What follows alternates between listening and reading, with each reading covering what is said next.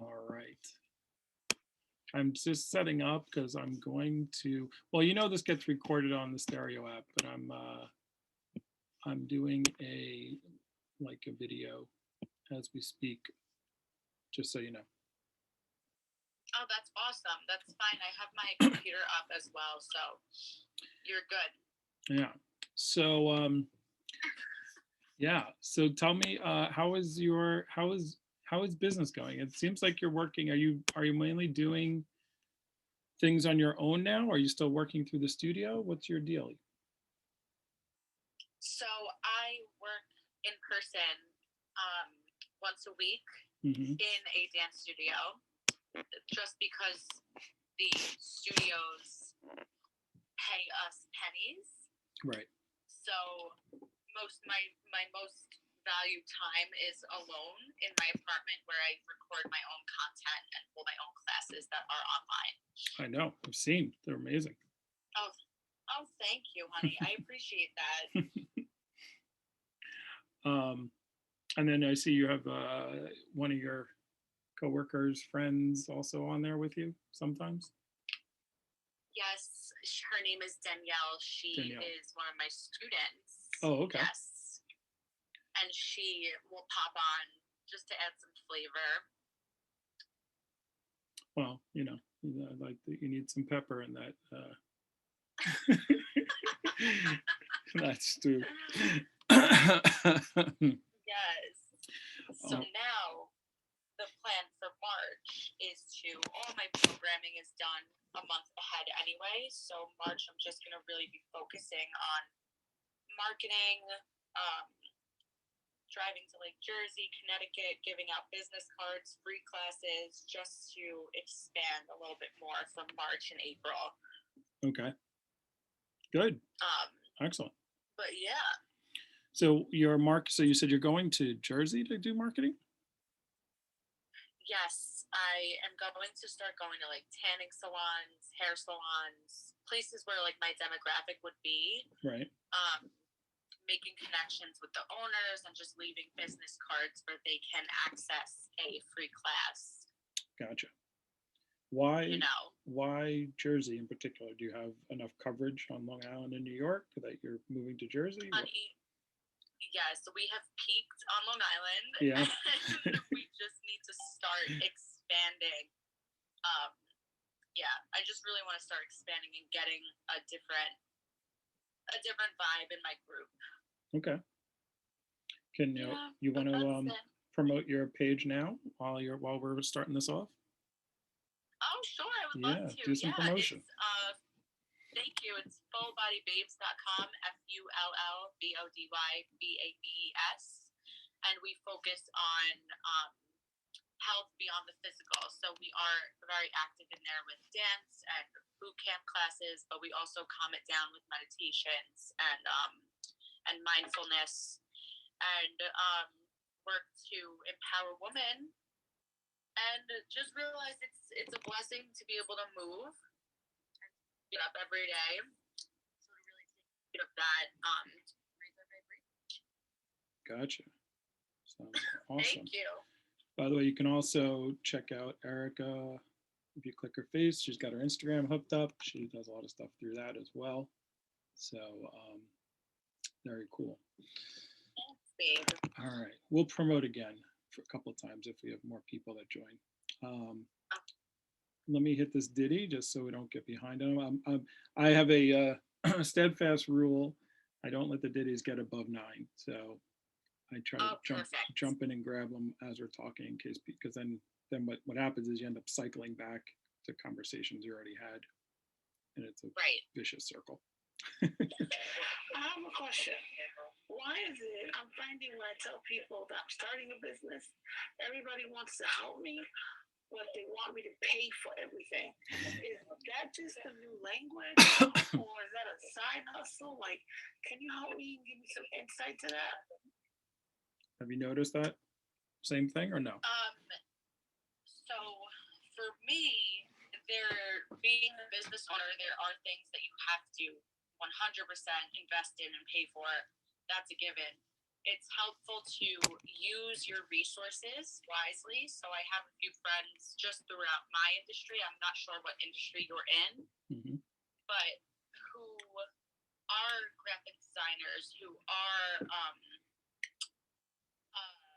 marketing, people who can help me build a website or do promotions or make shirts. So use your resources and start asking them if you can barter services to save money. Definitely. Yes, I was going to say the same thing. Yeah, is there any way you can do barter up front? The best thing to do if you're talking to someone and you're new starting a business is let people know you're new right off the bat. It's like, yeah, it's like I just started this business.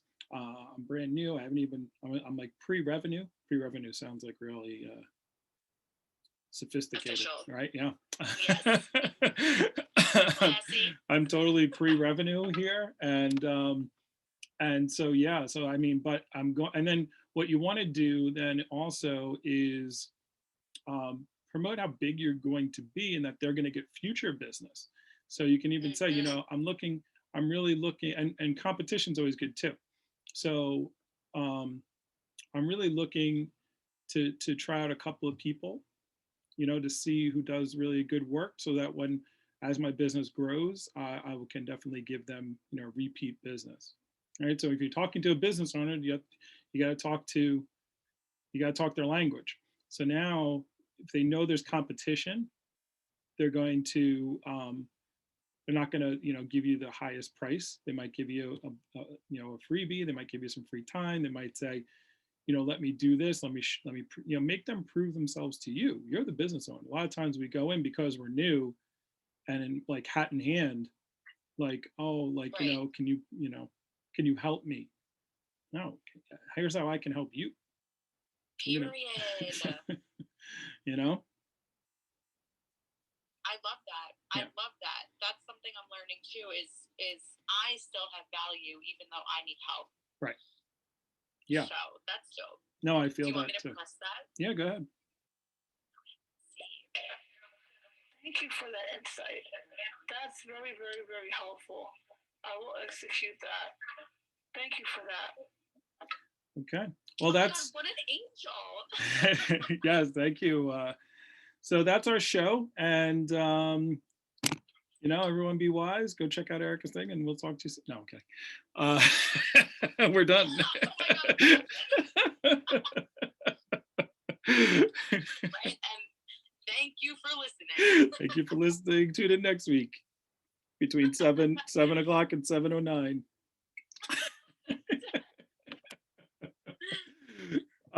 You want to hit that other one too? I have so much stuff to share, but I'm leading into it. So go ahead and hit it. Okay, we'll get the questions out of the way. I got you. Please follow me back. I think you guys are awesome, so I'm gonna follow you. I don't do shadow following, but again, it's very insightful, and as I learn, I execute. So I really appreciate it. Cool. Girl, I got you. Cool. Girl, I got you. Let's go, baby. Yeah.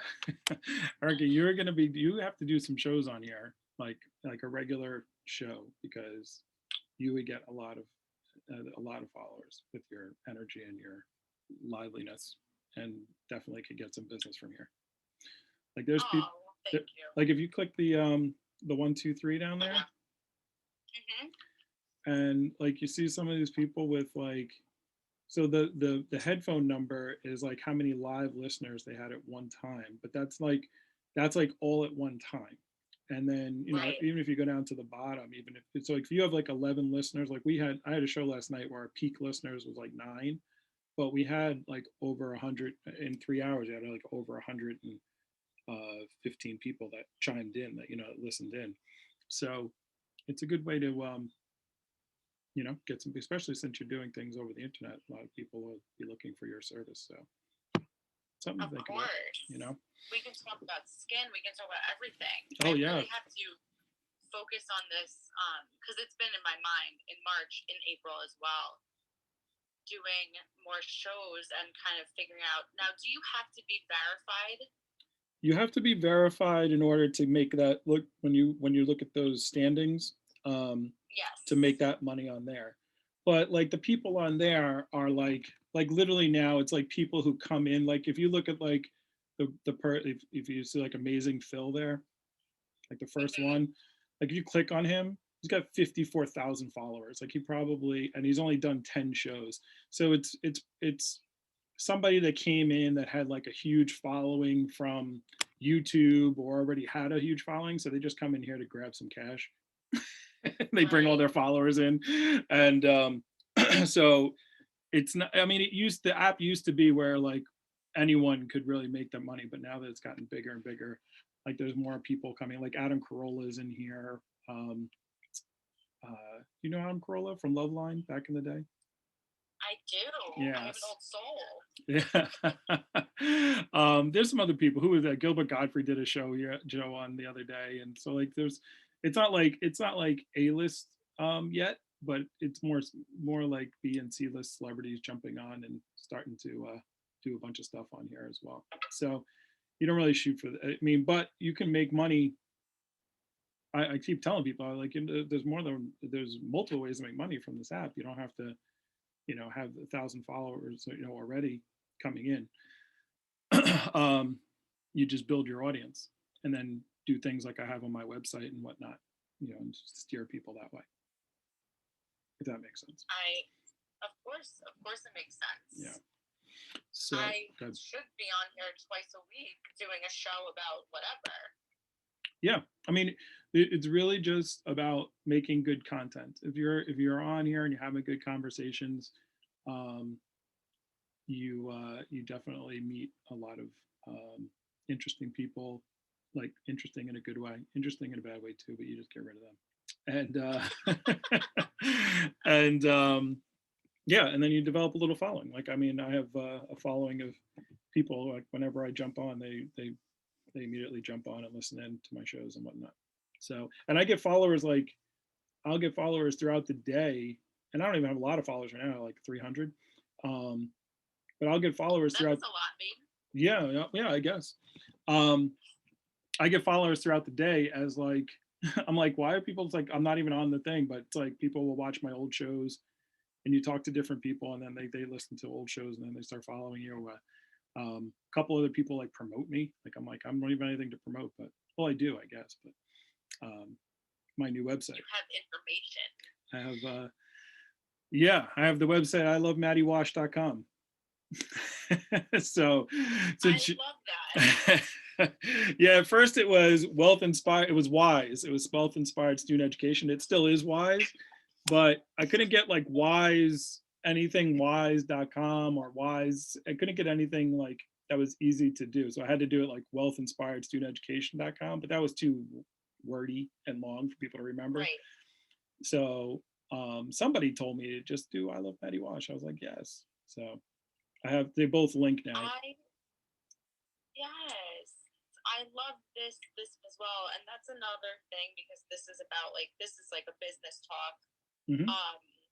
When I started my program, it was completely different. Yeah.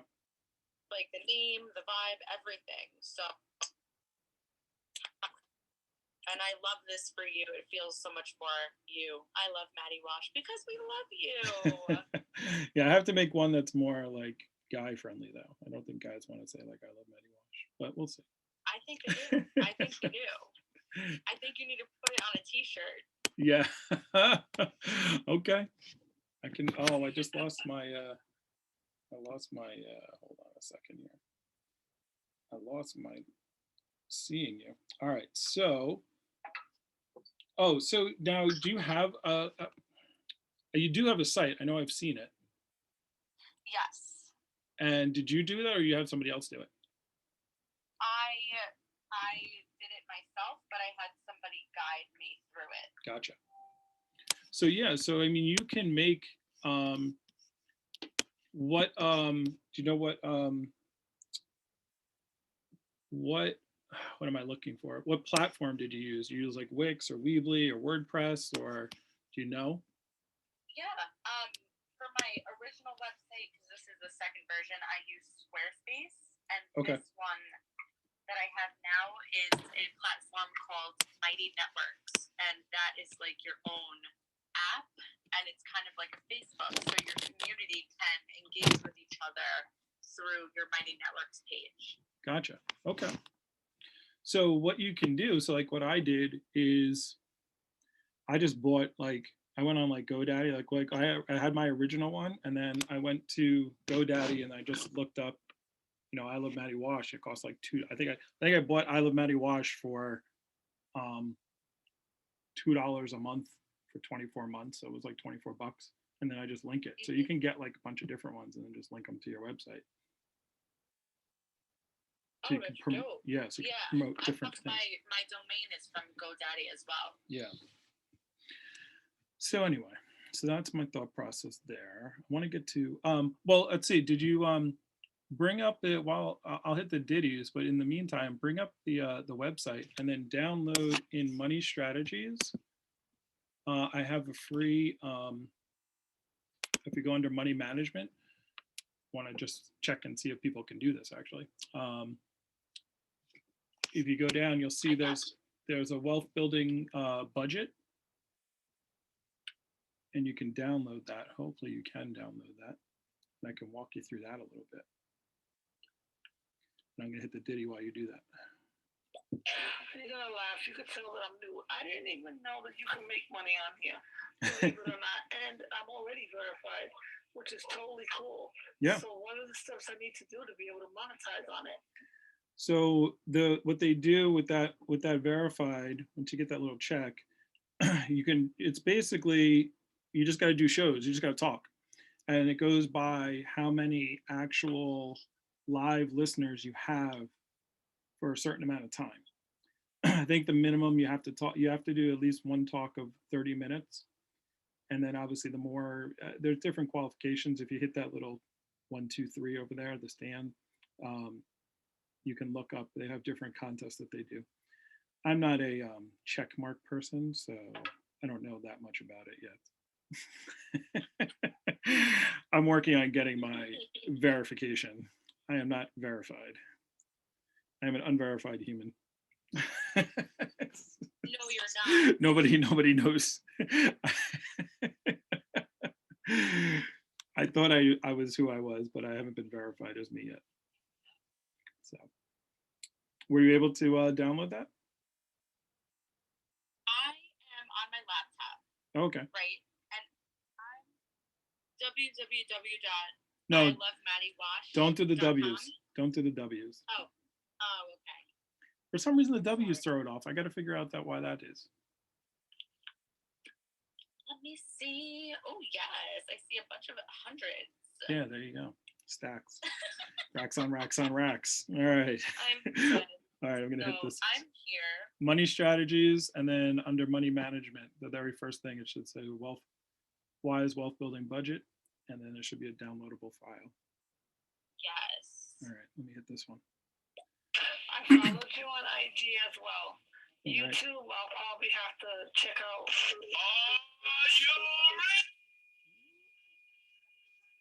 That sounds like your website. That sounds like your IG. It does sound like my Instagram.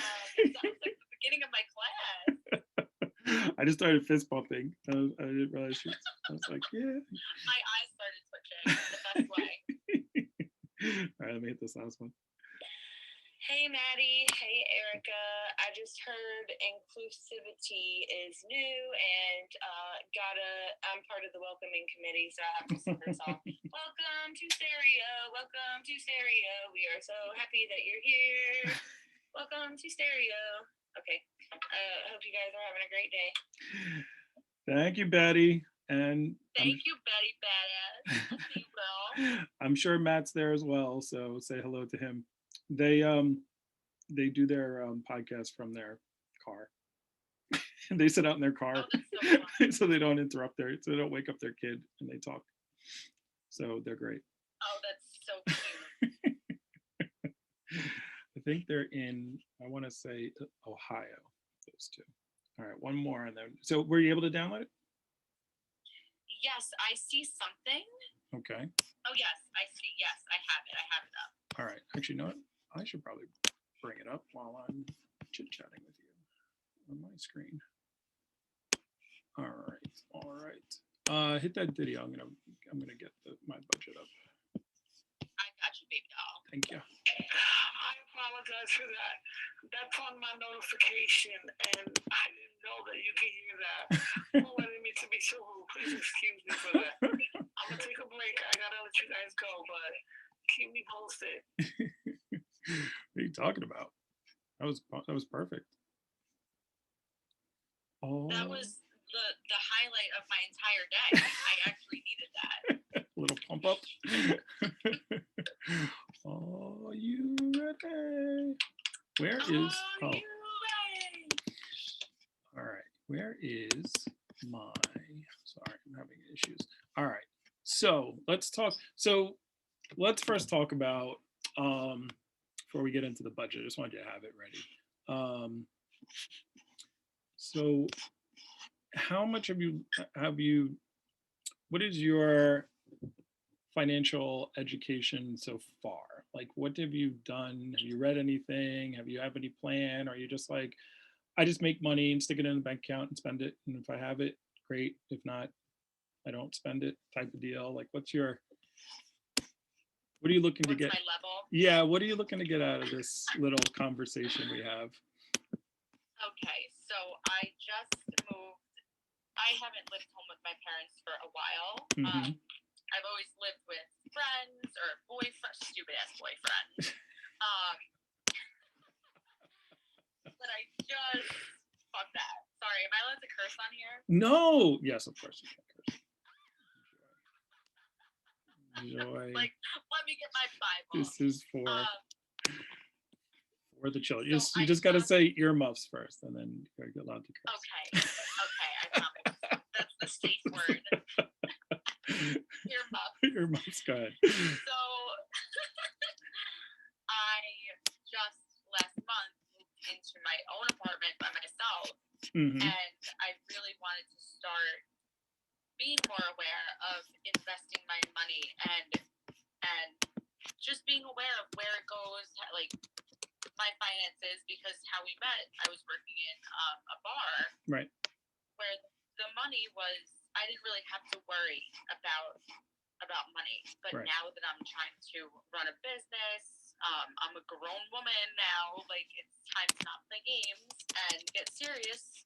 So that's what started this thought process for me. I have never read any books about money. I have a little bit of experience with stocks, but not enough for me to know anything. Okay. So, what I will suggest, if you see that, you don't have to open it right now, but that category called books, I have a video there with like the 5 basic like books that will just really, they're not about, see, here's the thing with financing. A lot of times when people think about finances and the stock market and whatnot, like they think of like the ticker, and they think of all these, decimal points and words and P ratios and all this stuff, budgets, and they're like, ugh, ugh. and so these the books that I actually recommend are like, they're almost like storybooks. And like one of them I think you would really love, the 1 Minute Millionaire. It's kind of cool. What happens is one half the book, the right half of the book is a story. So like the left part of your brain, the left side of your brain is your like creativity side. So it's opposite. So when you read, so you actually have to read the book twice. And on the right side, it's a story of this woman. It literally starts off like the first page starts off with her at the funeral of her husband, and her in-laws show up and give her papers to take her children, right, at the funeral, wow. at the the wake. And because they're like, you were just like, they didn't think she was anything special, and that she was not good enough for their son, and they don't think they've got a lot of power and money. And so it goes through basically how she sets up the story is basically her saying she makes a deal with them that in 90 days she could earn, she's like a waitress, and in 90 days she would earn $1 million. And if she can earn $1 million in 90 days, then she could keep the kids. And if not, and the parents would never, the in-laws would never bring it up again. And if she can't, then she will give up her kids, and she won't ever bother them or sue them or anything anymore. And it literally goes like day by day, what she does, like how she does it. Like she doesn't know anything about anything. She's a waitress, and she gets a mentor, and she goes to a class. Like, it's really cool. And then and it's literally, you just read the right hand side of the book, and that's the whole story. And on the left hand side of the book, which is like for the right side of your brain, which is all your kind of like technical brain, your intellectual brain, it has like all the different methods and things that she does. So one side's the story, the other side is like here's the how-tos of what she's doing. And she does like some real estate, she does some this, starts a business, she does like all these different things in that 90 days. And it literally goes down to like the last 2 hours, and I'm not going to ruin the end of the book and how it goes. But it's really cool. It's like, so it's a book that you read, and it's not like oh my God, I'm studying for a test, like an economics test. Right. You know what I'm saying? So just a lot of them in there. Which one? That's called which one is that? Yeah, which one was that? That is, I think it's called the 1 Minute Millionaire. Hold on. Yeah. True story. No, it's completely fake. Sorry. But it's a totally fictional story. But the point of it's a good story. So I'm excited. yeah. So there you go. So, and then always the Rich Dad books are really good. Actually, I have a little video there going through all those books. You see the video, and then all the books, you can buy them right there through my Amazon thing, affiliate. Oh, good. Yes. Yeah. So, so I recommend that one to you just because you'll enjoy that one. And then the first one I read of these 6 that are on there is The Richest Man in Babylon. The first 3 books that are there are like, they're all maybe 100 pages, maybe even less. Well, the middle one isn't, but the right and the left are like 100 pages, and they're not hard at all, but they're stories, but they're so Rich Dad Poor Dad, for example. Have you ever heard of that book? I have. You have? Okay. So but you haven't read it? No, not yet. Okay. So that book, after I read it, I literally bought 15 copies of it and handed it out to people. A couple people at your old employer where I met you. I gave them literally out to like bartenders, my friend bartenders. I gave it to all my friends. I'm like, you have to read this book. I literally bought 15 copies and gave it out to people because I was like, you have to read this. So it's it's very impactful. It'll change it's not a how-to book at all. It's literally a understanding how you have to look at money in a different way, like how the rich look at money. Basically, the premise is his rich dad. He's got a rich dad, his poor dad. His poor dad is his real dad, and he's got a very high-paying job. He's an administrator in a school, and he's got all the education, got PhD, all that kind of stuff, and went through like the normal, like what we think is the right path. And he's his poor dad because he's living paycheck to paycheck and has all this other stuff that goes on. And then his rich dad is like dropped out of like high school and like runs businesses and makes a lot of money and is like extremely wealthy. And he just talks about the different mindset, the way they think about money. Like debt is bad. He's like, my poor dad thinks debt is bad. My rich dad loves debt.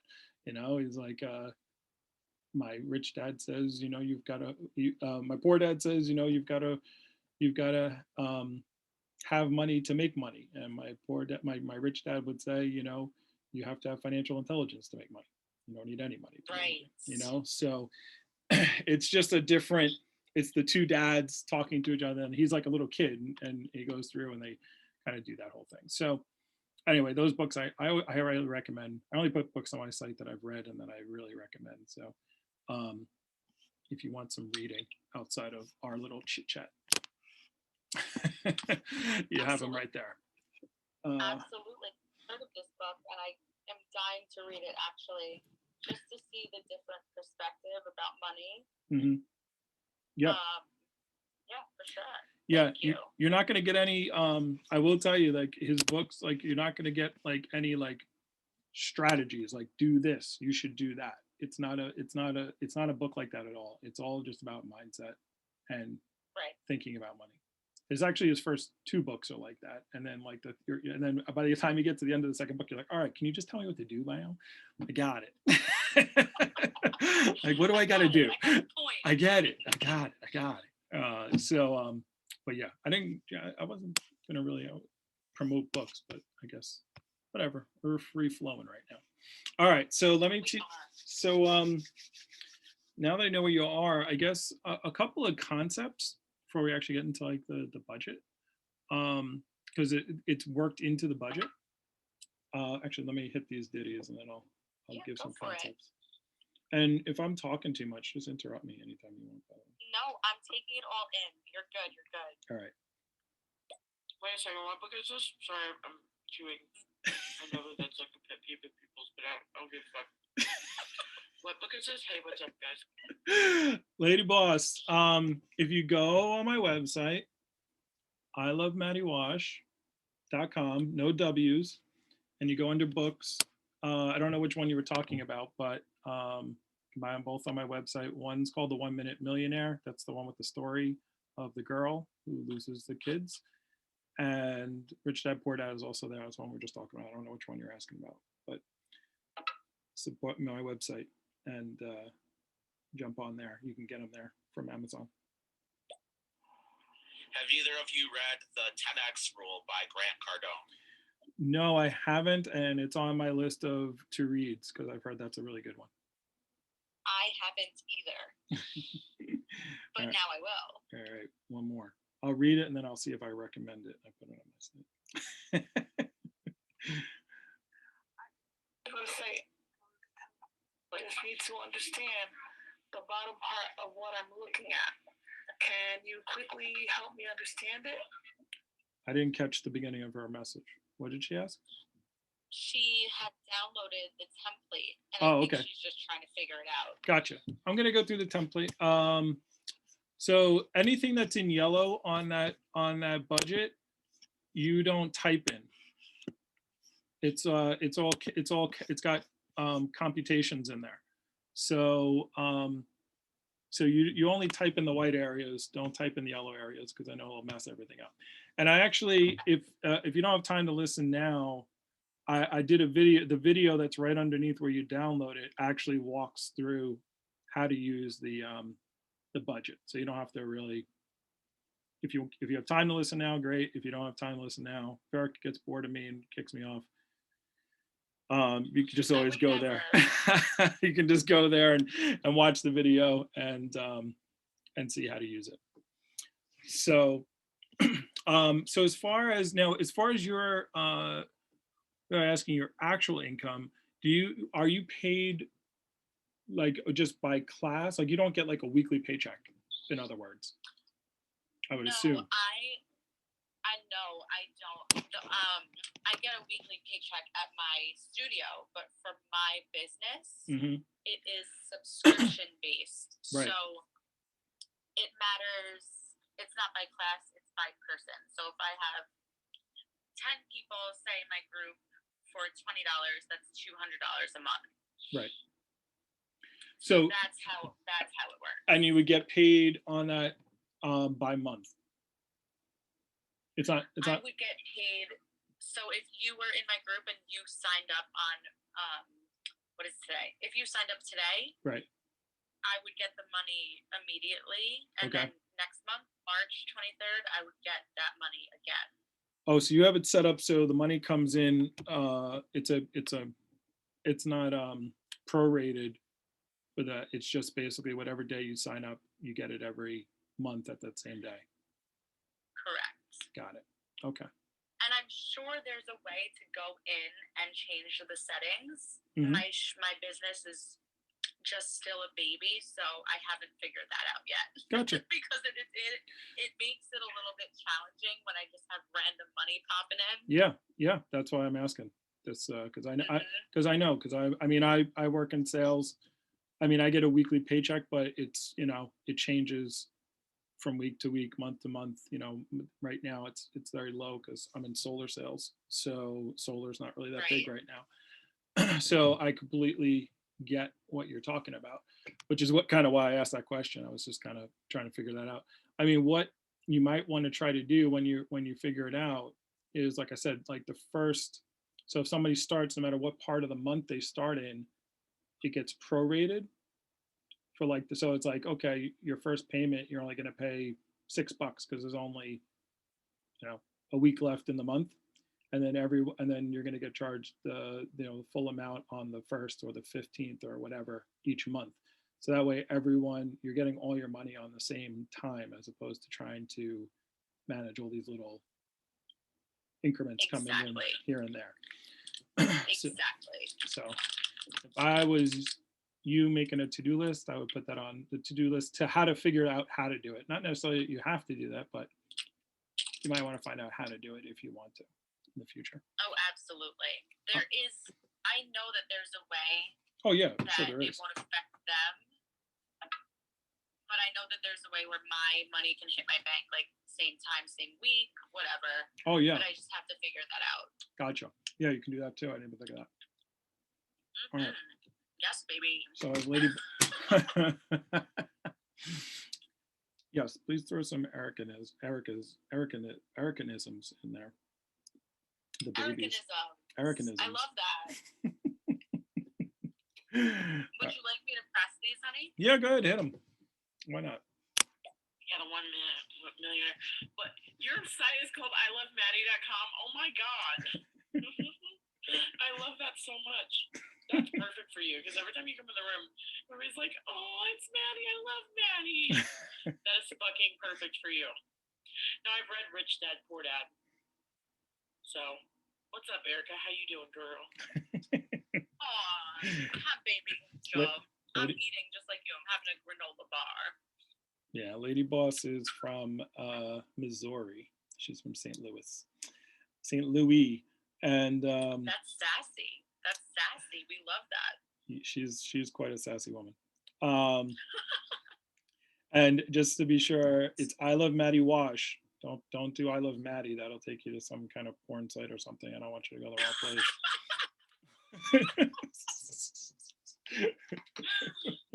But it is perfect for you, dude. I told you. It just fits you. Like, oh, like, I just want to give you a hug and snuggle. Yes. Gotcha. All right, want to hit those last two, and then I'll chat more. Last three now. Absolutely. Have you guys been watching the show Undercover Billionaire? No. Undercover Billionaire. That just sounds like a trip. Yeah. It's funny how like people like a billionaire, like back in the like maybe 15 years ago, you would say like, oh, the guy's a millionaire. You'd be like, whoa. Now it's like billionaire. You got to be a billionaire to be like a millionaire doesn't even mean anything anymore. It's like, oh, you got to be a billionaire. Billionaires. Right. Like that's not, I don't know. That's not my goal. I just want to be able to live comfortable right now. Yes. Well, the thing is, people, I have a TikTok that I talk about this. People really don't understand the difference between millions and billions. Like they don't, like it sounds the same. So I think because it's just one letter different, like people think these things are like really close. So, for example, I like doing this. My favorite thing to do. So, partake in my. I do this with people all the time. So if you had, so if you had, now if you get it wrong, it doesn't matter if you get it wrong. It's just whatever you think off the top of your head. All right. So if you had $1 million and you were going to count it by ones, right? And you could count one every second, and you could do this for 24 hours straight. Like you don't, no eating, no sleeping, just counting your money. How long would it take you to count $1 million, do you think? Okay. Well, let's just type into Google. Okay, don't cheat. What? I just want to see. No, I know the answer. Don't cheat. Come on. I want to see how many seconds a million seconds He is. said that's the point. like- That's the whole point. Guess. I want you to guess first. You're the All worst. right. So we're talking about $1 a second. Yes. Let's Take a see, guess. how What much do you is a think? million a second? She can totally type into Google. I'm typing into Google so the people at home can see the answer. Okay. I don't know. It would probably take like 48 hours, I'd say. Okay, that's a good guess. I've gotten much worse guesses than that. All right, it would take 11 days, 13 What hours, the fuck? and 46 minutes to count to a million if you counted every single second. Wow. Okay, so just think about that. 11 days to count. If 1, 2, 3, 4, 11 days straight, no eating, no sleeping, then you would get to a million. All right, so now how long would it, so now you know how long it takes. Now you have a reference point, right? So now how long do you think it would take to count to a billion? Let's see, 22 days and something. Okay. Right? Is that, you're gonna go 22 and change? Yes, 22 and change. Well, let me just make a, I'm gonna help you adjust your thinking. So Okay. if it takes 11 to count to 1 million, it would take 22 and change to count to 2 million.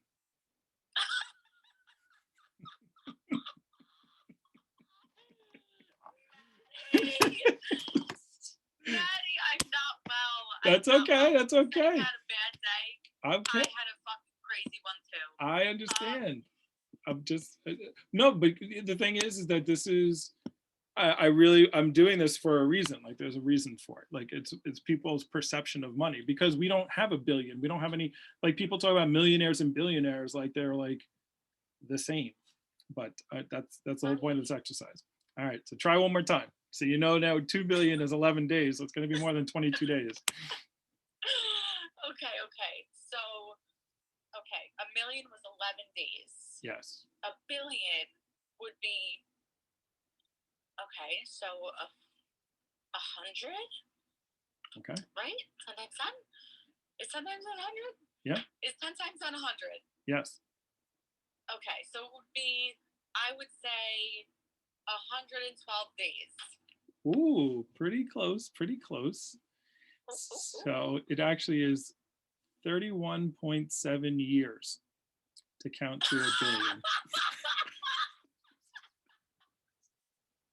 Why am I so fucked up in the head? No, it's not. No, that's the point. It's not you. I'm not doing this by the way, no one gets this right, by the way. No one. So just think of that. Because so people talk about millionaires and billionaires as if they're like the same.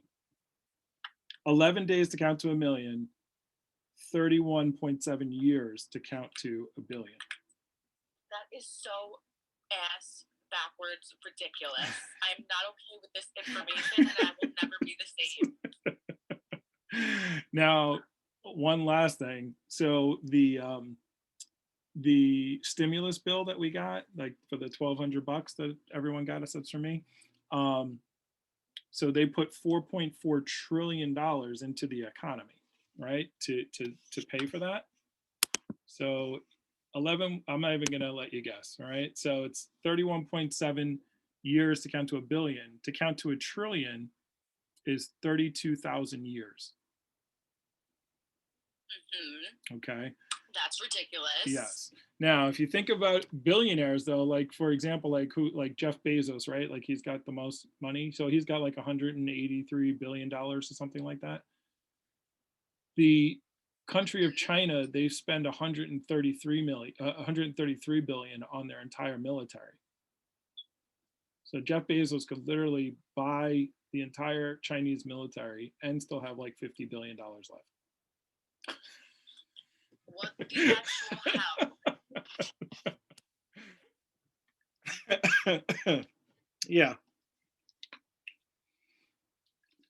That is crazy. That perspective is crazy. Yes. I did this on a Facebook post once, but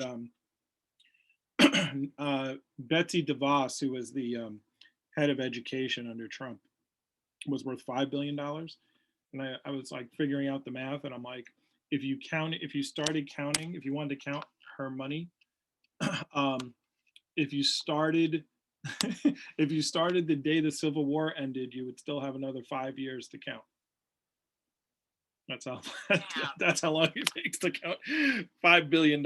So anyway, all right. So that's enough fun with numbers. All right. All right. I'll hit some ditties, then I'll give you some practical stuff. But I just like those. I like those little trivia factoids to help you on. People have concepts of money. Well, I love. Oh, sorry. Maddie Wash, bro. You might be my bro, man. Because check me out, washfund.com. Wash Fund? Wash Fund. W.A.S.H. F-U-N-D. It's a peer-to-peer lending platform that I'm currently building. I can use outside perspectives. Give me a follow, and I'll definitely will check it out. I just wrote it down. I always keep a nice to-do list by my during these stereos. But the Wash Fund, I like it. That's awesome. Yeah, I'm sorry I cut you off. Were you saying something? No, it's okay. I was Okay. just grateful for that perspective. I thought it was really cute. Yes, now you can play with all your friends with those numbers. 11, 31,000, 32,000 years for a trillion. 31 years for a billion. All right. Oh, I see. That's your other side. Okay. Do I have to pay a subscription though?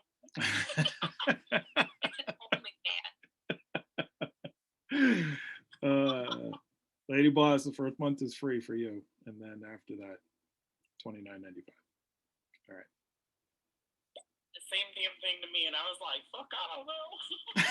I was like, way off. Yes, yeah, I did the same thing with Lady Boss on one of our shows with the millions and the billions. Oh, okay. God, she's so cute, so funny. Yes, Lady Boss is awesome. All right, so let's get to helping you out instead of fooling around so much. All right. By the way, Jamie says hello. She texted me earlier. She said she couldn't be on. She was gonna try to stop in, but she says hi. She misses you. I miss her too. Yes, who wouldn't? So I guess the first thing I will say is probably the biggest thing that people need to do when they start investing or they start doing money management is understanding the biggest concept is it's actually from that book, the Richest Man in Babylon. It's part of your earnings are yours to keep. And what that means is at least 10% of, I say 10%, but there should be a percentage. I think at least 10. I try to do 20. But a certain part of your percentage of your money should never leave you. Like, and it should work for you. So like most people, they live paycheck to paycheck, and the way they prioritize their funds, because I talk to people about investing and whatnot, and they're like, oh, I have no money to invest, and I'm like, well, it's just because your priorities are messed up. Because what you do first is you get your check, right, and then before you get your money, well, I guess for you it's a little different, but if you're an employee of a company, the government says we want our money first, and they go yoink, they take their 30% out, and then you get what's left after that. And then if you take that money, and if everything that you get you end up spending, then you didn't really work for yourself. None of the money was yours. You ended up you ended up working for the car payment, for the car company, for your insurance company. You worked for the grocery store. You worked for Macy's. Like, that's who you worked for all week. so the most important person to pay. So if you're like, well, I can't pay myself because I have to pay my bills. So what you're saying is those people getting their money is more important than you getting your money. You're That is prioritizing. so. Go ahead. I'm sorry. No, go ahead. It's just so profound. Yes. Yeah. And so you have to prioritize yourself first. And when you look at that that budget, you'll see what happens is it's like the first part of it is your it's your income, right? And it's your quarterly income. I do quarterly and monthly, and then you have your weeks there. And what I do is I say that because the first thing that happens is, so it has your income total. So if you just put any numbers in there, and you can change it, like I have paycheck one, paycheck two, you can, you can adjust this any way you want. And the actual using of the spreadsheet is more detailed, like the actual functionality of the spreadsheet. You can just watch the video on it. But you'll see what it does is if you put any number in there, the first thing it does is it totals up your income for the month or for the quarter. And then it says this 10%, it'll take 10% out, and that's your investing money. And then you have your money after investing. So that 10% is yours. It works for you. It is going to work for you for the rest of your life. It's never going to go anywhere else. Okay. Right. Because that little bit of money is going to start making you money. All right. And so in that Rich Dad Poor Dad book, he talks about the way the poor operate is they make money, they have income, and he's like, you got to see where the cash flows. He's like, a college student, let's say, is poor, right? So what they'll do is they'll make money, and then all their money goes into their expenses. So they pay for food, they pay for rent, they pay for their car, they pay for this, and then all the money's gone, and then they have to make more money. That's the cash flow of a poor person, where all their money is just paying expenses. He says the cash flow of a I guess a middle class. I say class, but whatever. Of a middle class person. I get you. Yeah, is they take their money, and then what they do is they buy liabilities. All right. And a liability, to make it simple, is anything that takes money out of your pocket is a liability. Okay. Right. So if you think of like if you think of like your parents, if like I asked your parents, what is your biggest asset?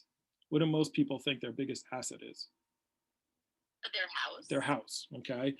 And because that's what the bank tells you. Okay. They say you have this great asset, but they don't tell you whose asset it is. Okay. Because your house is actually your biggest liability. Now you have equity in it. You build equity in something that you own, but you're making a mortgage payment. Like if you take a mortgage out for $300,000 and you pay it out for 30 years, you're going to end up paying, the bank something like $500,000. Right. So how is it your asset? Right. Right.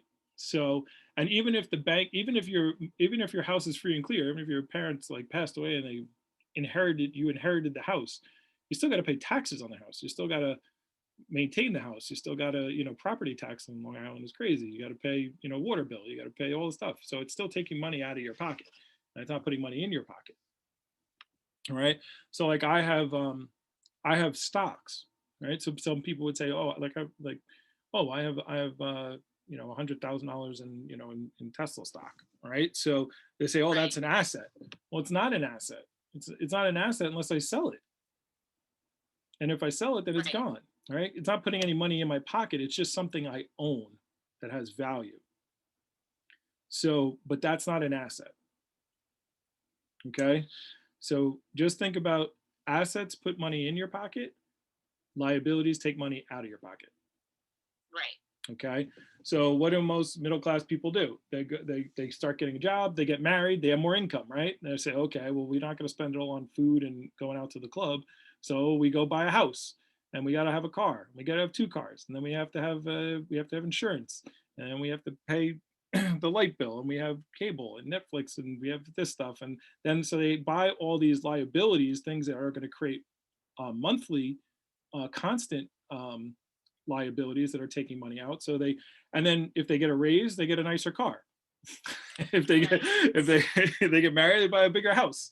So people are constantly buying bigger liabilities, and they're and all those liabilities now create expenses that they pay every month, and that's what they do, and that's basically they're stuck in the rat race.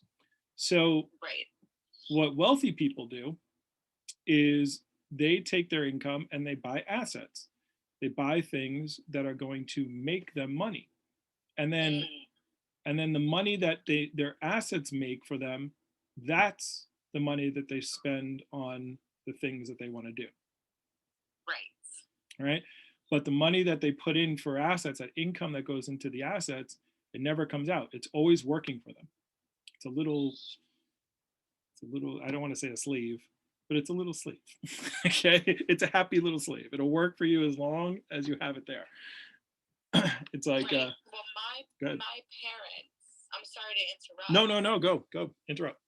They were very, very smart, I believe. They had a condo that they owned, and then when my brother and I were born, they bought a house and they rented out the condo to pay off their house. Beautiful. Yeah. So that was their asset. But now I'm trying to figure out my motherfucking asset. Oh, sorry, earmuffs.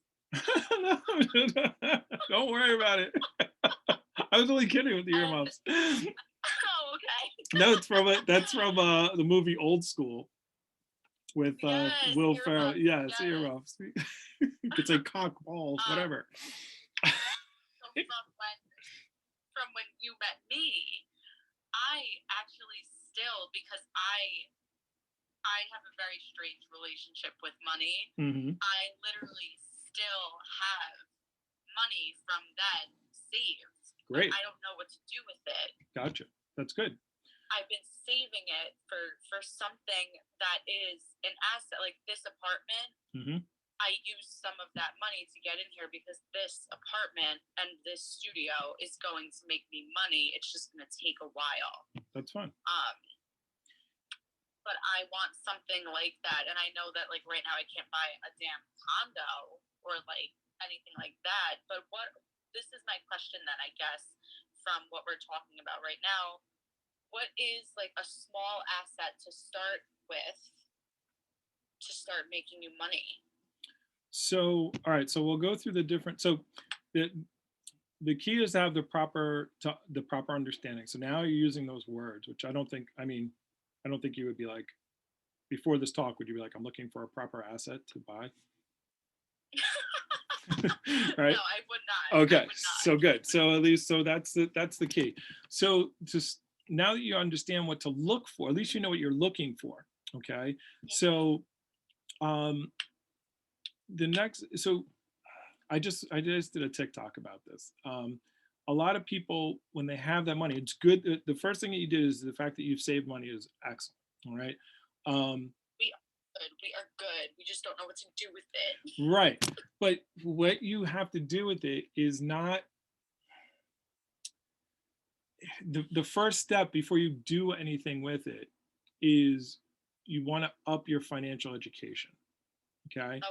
Okay. And part of the money that you use for investing, you have to say, it's like if somebody says, okay, I'm going to go back to school to be a nail technician or to be a nurse assistant or to be a doctor or to get my whatever. Somebody says, oh, I'm going back to school for something. We always say, oh, that's good. They're looking to get themselves, they're bettering themselves, right? We look at that as a good thing. And they're going to spend $20, $30, $40, $50, $60,000 to get this skill, right? But then if we say, I'm going to take, $5,000 and I'm going to start investing in like the stock market, people are like, we could lose your money. Be careful. That's scary. You're going to, and it's like, well, I'm investing in I'm going to learn. So part of what you want to do is you want to say, look, I need to learn how to use my money. So I have to be okay with paying for my education. Right. Okay. like I said, we started off today. I was like, I had a bad day today. The only reason I had a bad day today is because my stock market portfolio went from 120,000 down to $99,000 in a day, in Oh, 2 days. honey, No, it's I'm not. sorry. No, stop. It's not. No, but I've learned. So, okay, so let me give an example. All right. So I was investing in this company called Workhorse, right? And what they do is they make electric trucks and vans, right? They're like a new kind of company, and they were one of the three companies in the running for the United States Postal Service. The United States Postal Service, the trucks that they use are all old and they're dying, like they're catching on fire. There's YouTube videos of them exploding because they've been running these same trucks for since the 80s, right? So this company was one of the companies that was in. There was three companies left, and that was in the bid to get this $8 billion contract over the next 10 years. So I'm like, if they get this contract, their stock is going to go through the roof, right? And then a couple of days, well, a couple of days, maybe at the beginning of February, Biden came out with a statement and he said, look, he's like, I want to make all government vehicles electric, and I want them made in the United States. Well, this company Workhorse is in Ohio, and they're the only one that made an all electric truck. So I'm like, this is money in the bank, right? So, so the other companies, one was a company that made a gas truck, and they were from Turkey. I'm like, they're not going to get it. And then the other company was Oshkosh, and they made like a hybrid truck. They're in America, but they're a hybrid truck. They're part gas and part electric. So I'm like, all right, I bought like options on Workhorse, and that's a whole nother thing. But I spent money on buying these options for Workhorse, and then today, and they were like at $40 a share, and then like right around 3 o'clock, I get some text from my buddy, Super High Man. He's like, "What's going on with Workhorse?" And I go, "Oh, I was food shopping," and I look at my phone, and they went from $40 to like $15 a share, right? And I'm like, "Oh no!" And it came out the contract went to Oshkosh. So Oshkosh went from like $100 a share up to $140 a share, and Workhorse went down to 15, and it's like done, right? So This whole big drama. right, well, so great. So I lost this. I probably lost $4,000 or $5,000 on options that I had bought options. So that's down the line. We'll talk about that in the future, how options work. But here's the thing I learned. Here's what that probably wasn't. No, it wasn't that much. Probably maybe $2,000 or $3,000. But what I learned is, what am I doing? I should have had options on both of those companies. Why was I picking one? I should have picked both of them, and then with whatever one won, I knew they were going to go up. Whatever one won was going to go up farther than the other one was going to go down, and I should have bought options on both companies. I knew the Turkish company wasn't going to get it, but I should have bought on both the American companies at the very minimum. So I lost $2,000, but I learned. So I spent $2,000 on my education today, and that's why, and I'm fine with that. And now I know how to look at it again next time. Like, I didn't know why I was doing that. Why, like, I was stupid. I did to try to pick one. So anyway, it's my point. Good. What? Never stupid. Never stupid. You are not stupid. I was uneducated. I learned, right? And that's the way I look at the money that I invest. And notice it's only 10%. Like I've been investing in stuff for a while, but it's not it's not like I told you this happened today, but it's not like I'm like, oh my God, I'm selling, I gotta move out. I don't have food this week, it sucks, but if I was taking a course, I would spend money on learning how to do the stock market. So exactly. Same thing with real estate, same thing with anything. So I'm not really answering your question, but I am. Hopefully I am. It's that there is no like, take your money and do this. It's you have to learn you have to kind of, I mean, you can get guidance as you go through, but every person has their own, like you have your own goals. Like what you should do with your money is different than what I should do with mine, Right. because we have different goals. We have different things we're trying to accomplish. We have different, And we have different experiences. yes, and we have different ages. Like I have, like if I say I want to retire at 55 and you say you want to retire at 55, I got to do much different things than you got to do. Honey, I don't ever want to stop working. I don't understand. ever want to stop working. Well, I don't want to stop working either, but I want to stop. When I say okay, my idea of retiring is that my assets make enough money to pay all my expenses, and therefore I don't have to work. Yes, and that's where I'm sorry, I had to leave my phone for a second. That's fine.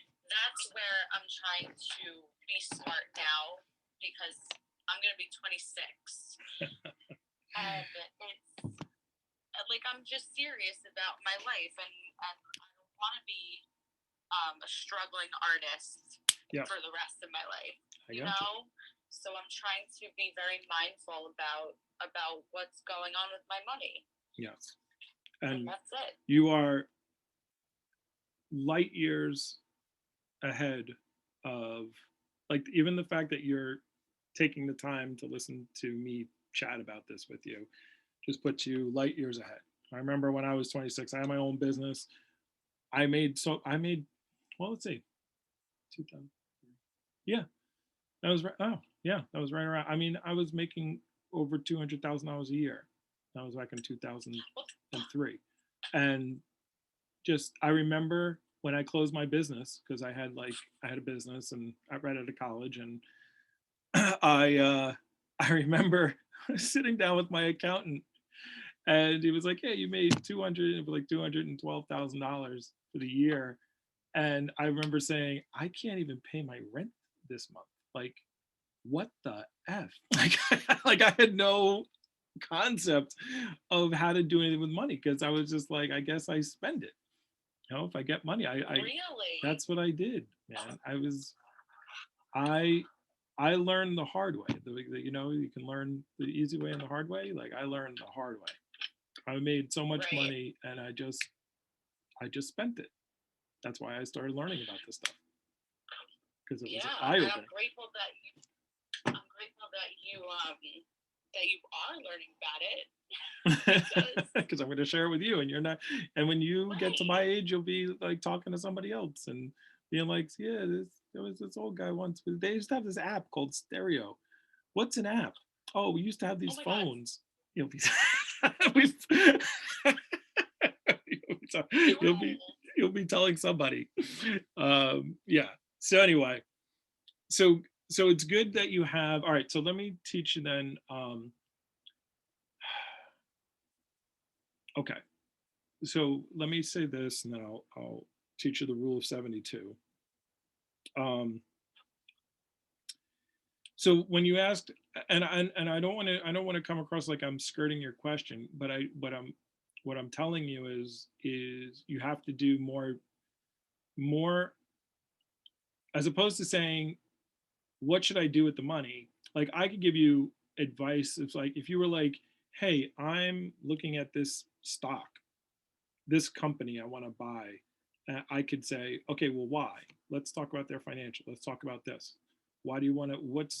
Give me 3 things that you like about them that you want to invest in them. What's their catalyst?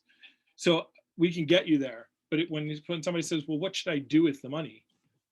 It's too vague. You know, it's like Right. somebody saying to you, Right. like, you know, I want to be healthy. What should I do? Right. Like there's so much. Like, it's overwhelming. I Right. get it. Yeah. I get it. And it's like, well, what do you mean by healthy? Like, do you have a disease? Do you want to be stronger? Do you want to lose weight? Do you want to, like, what are you talking? What does that mean? So, you know, it's like, I want to be I literally was just watching my TikToks before this. And it was like, you know, it's like, I want to be a doctor. You can't go to a doctor and go, yeah, I'm thinking about being a doctor. Tell me how to do surgery. Okay, well, that's not going to make Right. you a doctor. Right. Experiences need experiences, and I get that, and that's what my thing is. Like, I've been wanting to get into the stock market for a while, Hmm. but my personality is, I know myself, and if something is not guaranteed, it scares the shit out of me. Okay. That's where I have to learn, like you said, like you have to go through things, I guess, with money as well to learn. Yeah, you're going to make mistakes. How much money have you spent on y- your profession, learning what you do? Right. You know, All my certifications, everything. right. Yeah. So why would you expect to be an investor and not have to make an investment in that? You know, so don't look at it as a loss. Think of it as, now you might, by the way, like I didn't know it. I got lucky. Like when I say I have $100,000 as far as investing in my portfolio, it's not because I was doing anything right. I just worked for Tesla and I put money in Tesla stock because I love Tesla. And Tesla happened to do really, Right. really well. And now I have a bunch of money. And I'm like, and that's what started. Like I started with just buying like a share of Tesla once every month back in 2016. And it was at like $200. Now each share is like worth $4,000. So that's it was just, I knew a lot about Tesla. And that's one of the things that I tell people when you're looking to invest. It's actually one of the videos on the website is like, what should I invest in, right? And what you want to do is you want to look into things that you really enjoy learning about. So like if you're really Right. into what you do, like you want to look into companies that are around your field because you enjoy learning about that. I literally spend probably 2 hours a day watching videos about Tesla. Like every day for the last like 4 years. Like I know everything about them. I know everything about Elon Musk. I know about how the batteries are made. I know how the car is made. I know where the different factories are going. Like I know so much about it because I care and I like it, and so I can listen to it. So I can invest. Now I have investments in Tesla, solar companies, inverters. I know Tesla's going to be is going to need more batteries, so I actually have investments in the mining companies that are going to mine the elements that are going to go into the batteries. So like, Oh, that's so smart. right. So it's when you have to invest in things that you're going to want to that you're going to want you don't mind spending the time learning about. Mhm. So for you it would be like, not only is it the actual the dance and the programs, but clothes, the different types of clothes, athletic gear be something there. I don't know, I'm thinking off the top of my head of what companies you would want to look into because you'd be interested in learning about those companies because it's in the field that you love doing. And thank you for that insight and that answer, because when I speak to people about this, they just say, "Oh, Erica, invest in something that you love." I'm like, why though? They're like, just do like Bath and Body Works. I'm like, okay, well, what if Victoria's Secret doesn't produce money just because I like their underwear? You know what I mean? Right. Well, yeah, yeah, and what you do then is now it's not only, so now you want to look into, now you could say, okay, here's the companies that I like.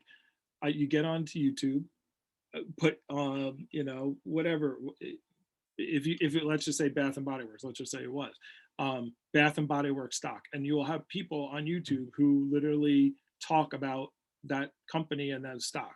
Like you'll find people who are talking about it, and then you just listen, okay, to what they're saying. You don't have to take money and invest it. Just listen to it, and you'll start. It's like learning a language. Like investing is like learning a language, because they'll say stuff like P ratio and what's the earnings report and what's this stuff, and you're not going to understand it at first. But the more you listen and the more you hear it, then it's like, okay, okay, I've heard that word a couple of times. What does that mean? Let me look it up. I've heard them say dividend 5 times. What is a dividend? I don't know. Let me look it up. And you start learning, and then it's the same. Once you get the concept, you start learning how to analyze companies much faster. Like you can just look at their financials and go, okay, I can see what's going on, and that's a good investment or it's not a good investment. What are the catalysts that are coming up? Why should I invest? What are people doing? What's going on? Like you just learn that, but it just comes like anything else. It's muscle memory. It's by doing it, by engaging in it. Right. Oh, interesting. See, God bless you. I have two questions. Actually, do you want me to hit those? Yeah, hit the before we go ditties. on? Hit the ditties. Yeah, sure.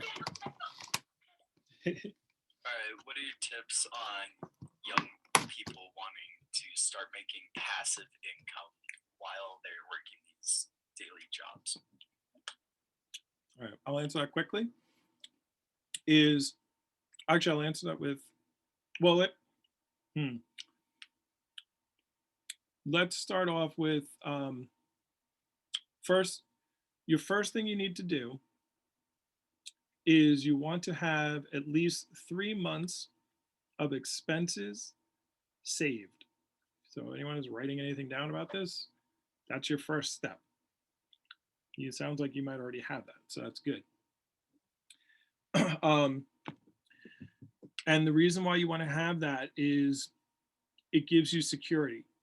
You want to be able to say, okay, I know that, if I can't work for whatever reason, the studio, I injure myself, in your case, Erica, where I can't work for 3 months, I have 3 months of money put aside that I could pay my bills. And it gives you, by having that money there, you probably know because you've had money saved, it gives you a level of security. It's like I look at my bank account. Yeah. It makes me feel stable. Correct. So that is definitely step one. That's not money that this is not investing money. This is, if you look at the budget, you see at the bottom, it says no guilt money. It has liability payoff money, and then it has 6 months. Okay.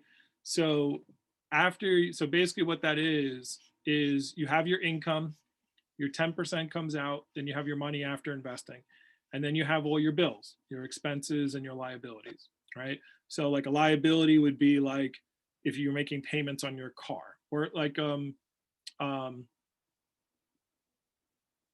something you can a liability. Okay, so let me rephrase. A liability is something that's making an expense for you, but eventually you could pay it off, right, and get rid of it. So like a credit card. Right. Okay, so a credit card's a liability. So that's why you see it says balance and then month. So like an expense is like groceries, like you have to buy food each, you have a Netflix account. That would be an expense. Right. So like you can't like pay them off and get rid of them. They're just your expense that you have every month to live. So that's the difference in a liability and a so the goal is to eliminate all your liabilities, pay them off, which is another talk on. That's what I'm going to do my video on tonight. Hold on. You're doing another video tonight. I'm doing a 30-day challenge where I do a video for my YouTube channel every day for 30 days. Oh my God, now I'm going to follow you on YouTube. I'm going to subscribe. Yes, please subscribe. I will. It's the W.I.S.E company, but it's right on the first page of the website. It says you can subscribe to the YouTube page. So good. I hope I'm answering his question, but I'm kind of talking to you too. Hopefully you're getting something out of this answer. Of course. So your liabilities, you eventually want to pay them off. Your expenses, you're just going to have them. And the goal is to make all your passive income pay your expenses. But after your income, okay, so you have your income, your 10% comes out, you have your income that's left. Then you have all your expenses and your liabilities. Now, hopefully you have money left. That's after all that. If you don't, then that's another issue. You got to work on it. But whatever's left, so at the bottom, you see it says income. That's going to take from your top. It's going to take from income after investing, and it's going to put it in the income column there under monthly. And then your expenses are going to go, your total expenses are going to go in the expenses. And then you have what's called your decision money. Okay, so after you pay all your bills, your money comes in, you pay your bills, whatever's left, now that's your money you make decisions upon, right? What am I going to do with this money? Okay, Now you've already have your investing put aside, so that's good. So you have, then what I say is you have three decisions to do with this money, or three places you can put it. You have the no guilt.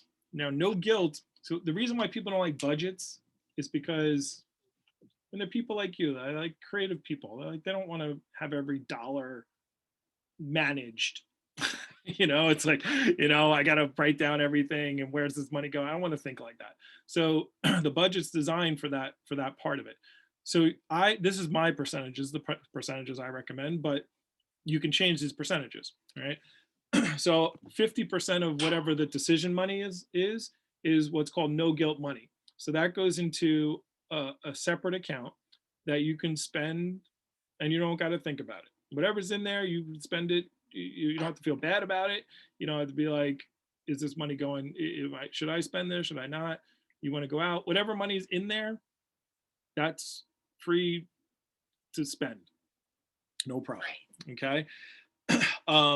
Then I have 30%. Now you can up it if you don't have liabilities. Let's say, if you're younger, you don't have a house, you're not trying to pay off credit card debt.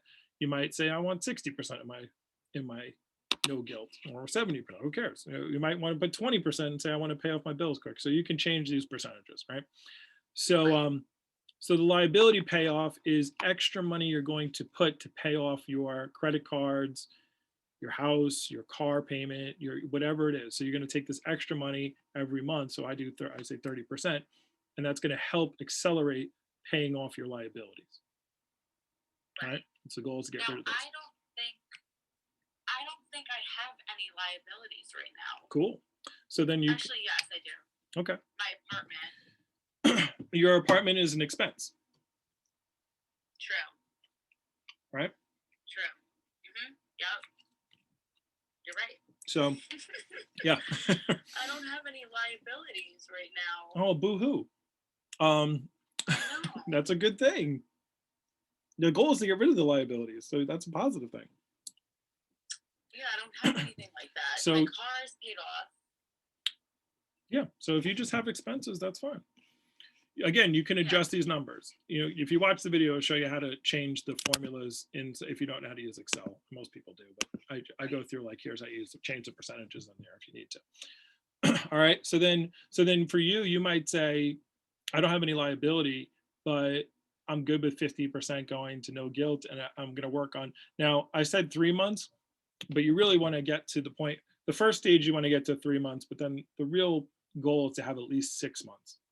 If you can have 6 months saved, all your expenses, you see this number, you times it by 6, you say, can I get there? Because then that really gives you freedom, because you got half a year. Right now, I have about a year. Okay. So what I would do is, now that you have 6 months, I would say, okay, 6 months that's going to stay as my security blanket. And you might even, and then the other, and you want to keep some of that liquid, and then the other 6 months you can start using for your investing. Right. Okay. I see you now. So I'm going to be using my money as a tool to learn and possibly invest, possibly make money. But it's like a gamble. Like, how do I not get so butthurt if I lose $2,000 of me investing? Well, okay. So here's so I told you about the workhorse story, right, today? So it went from $40 a share to $15 a share, right? So let's say I had 100 shares, so 4,000 to 1,500, right? But I learned, I don't look at it as a loss. Now, two things. Number one, I don't look at it as a loss. I look at it as an education, all right? Because now I understand next time the scenario comes up again, when I look at something, I'm not going to like put my money on one horse. I'm just going to bet on all the horses. Stupid. Right. So, it's okay, no, but look, I'm okay with it. I'm fine with it. I'm just like, duh, like why didn't I think of that before? But I wouldn't have thought about it unless this scenario had happened. That makes sense? Like after it happened, after I looked at my phone in the supermarket and I was like, oh my God, what the F, right? I was like, God damn it. And then I started thinking, well, why? How could it be so like? How could I change that? How could I have won? And I looked at the other stock, and I'm like, it went through the roof. And I'm like, well, why didn't I bet on that stock?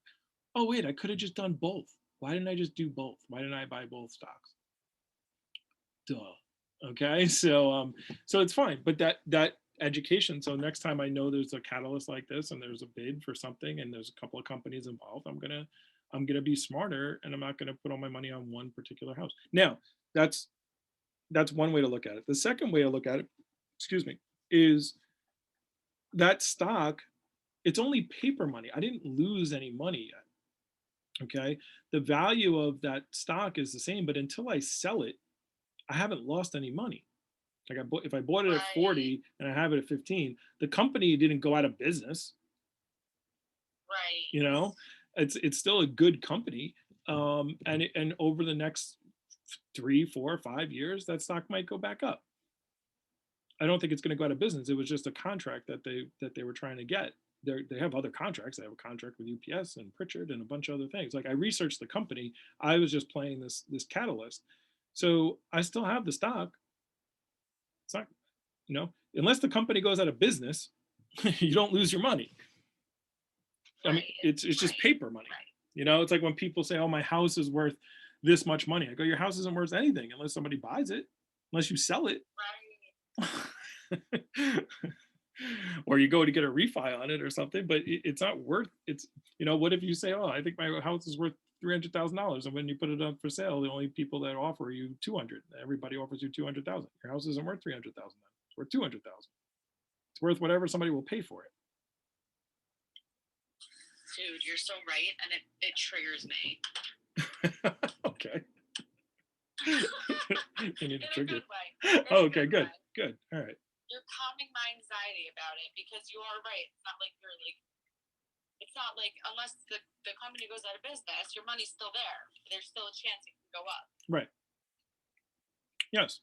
And you don't have to start with, I wouldn't take, the half a year of money that you have saved and just go invest in the first company. No, like buy, like first of all, even if I was like, buy this, okay?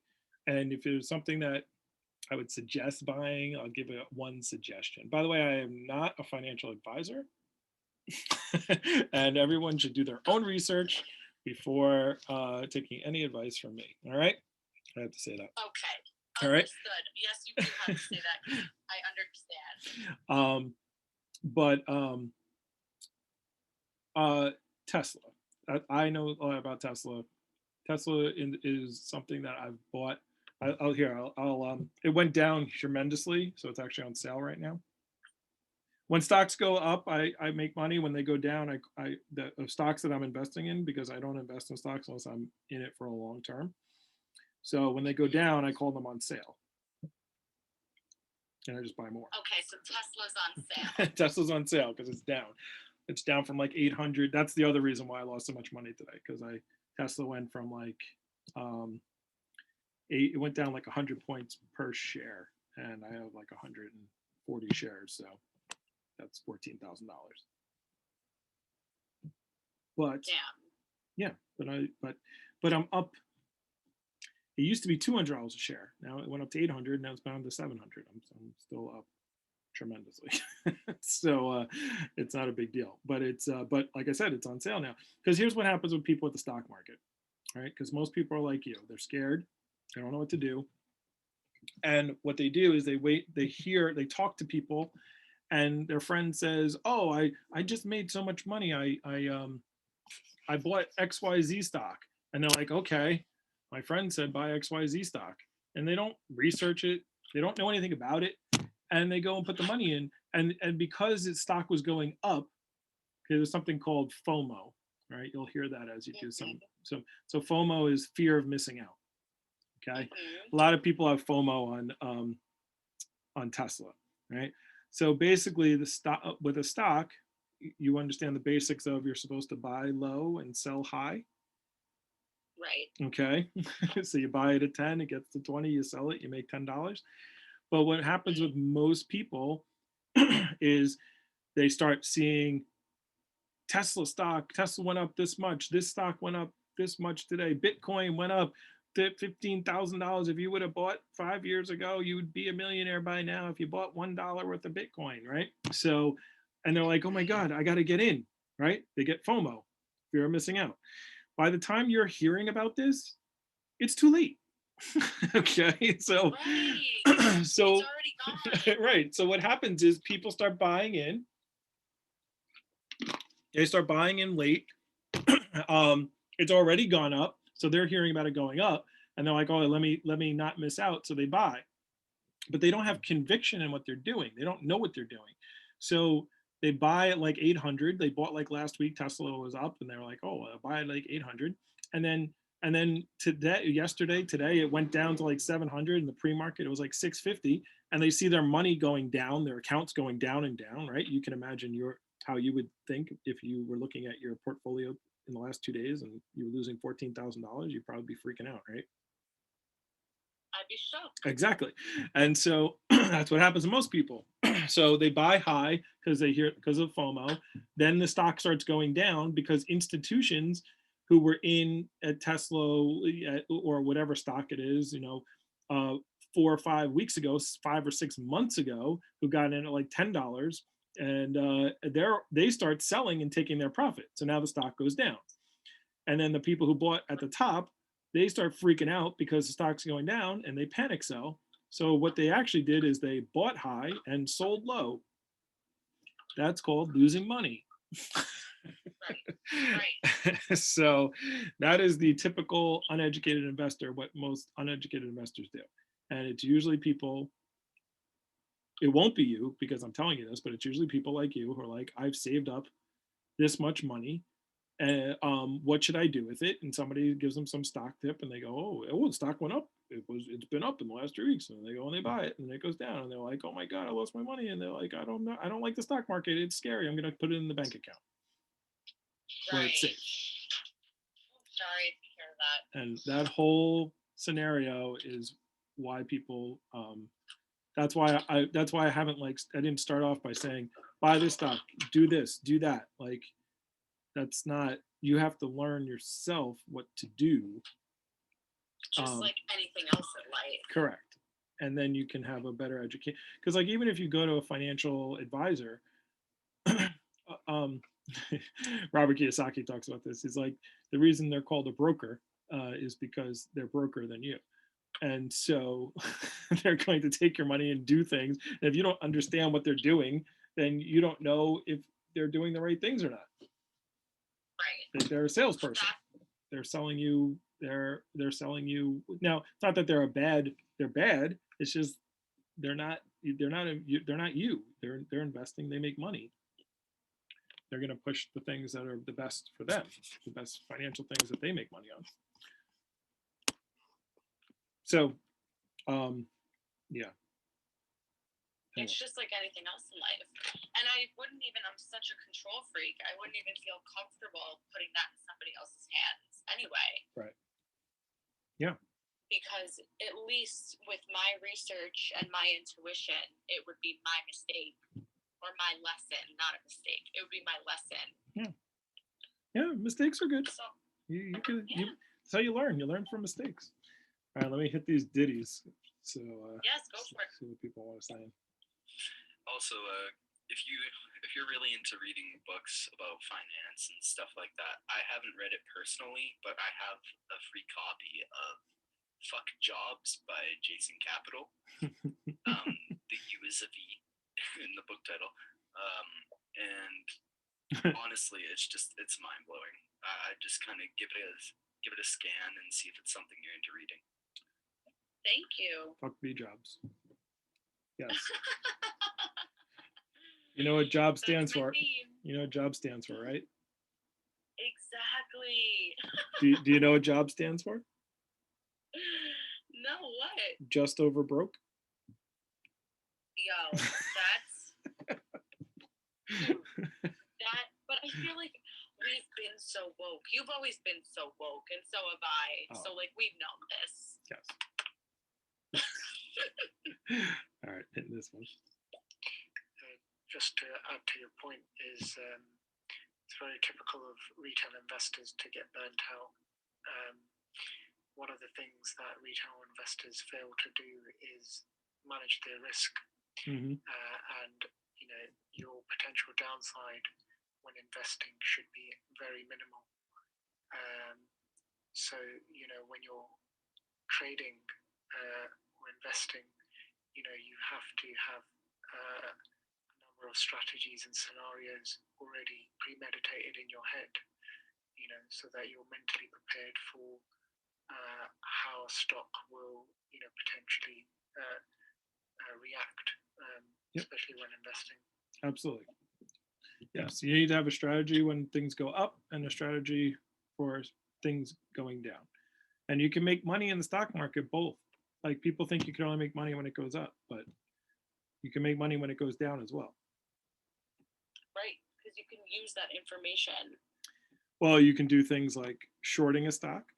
You can do things like putting a put option on a stock. So these are things we'll talk about. I'll teach you more as we go down. Of course. So, Of course. I'm just getting familiar with the terminology, and I think I'm going to, like you said, YouTube, like stock market for beginners. Like, what are the crucial, essential terms that I need to know? Yes, I actually, it's a video I taped. I don't think I put it up. I didn't post it yet. Maybe I'll post it tonight. I did a video on my top 5 YouTubers that I watch for stock stock stuff. I did. Did I post that video yet? I don't think I did. Let me check. But yeah. Now again, the YouTube people, I don't go, okay, this same. I treat the YouTube people just like I treat somebody, at the bar who tells me this stock. Like I'm there to, I'm watching them to learn and listen. But I'll watch 3 or 4 or 5 or 6 different YouTube videos about a stock, and then I'll go, there's what's called a bull and a bear. Okay, when you're looking into stocks, bull cases mean you think that when the stock market goes up, it's called a bull. Right. By the way, I have a video on the vocabulary of the stock market. So I did a part 1. I got to do a part 2 and a part 3. So if somebody says I'm giving a bull case, it's like, this is my reasons I think the stock is going to go up. Okay. And then you can also look for the bear case, which is the bears mean it's going to go down. So this is, right. So here's all the dangers and why I think the stock's going to go down. Okay. And you can make money if it goes up or it goes down. It's like, there's a lot of people who make money both ways. What I will tell you with that investing money, so that 6 months that you have left, what I would say is when you start investing is you want to keep anywhere from 10 to 30% of your investing money on the sidelines in cash. So, okay. So like the money that you have, like, so that 6-month cushion, I would just leave that either in the bank, or I would put it in like a money market, so you at least get some kind of interest on it. But it should be something you can kind of get quickly, and you'll make at least a little interest. But it shouldn't be anything that's gonna where you can lose it, right? Okay. But then the money that's left that you're investing, you want to. So like I have money that I keep in my E-Trade account or my Webull account, and it's just in cash. So you want to have 10 to 30% of your investing money in cash all the time. 30% you want to have when the market is really high, okay? Because you don't want to buy when it's high, right? Goal is to buy when it's low and sell when it's high. So right.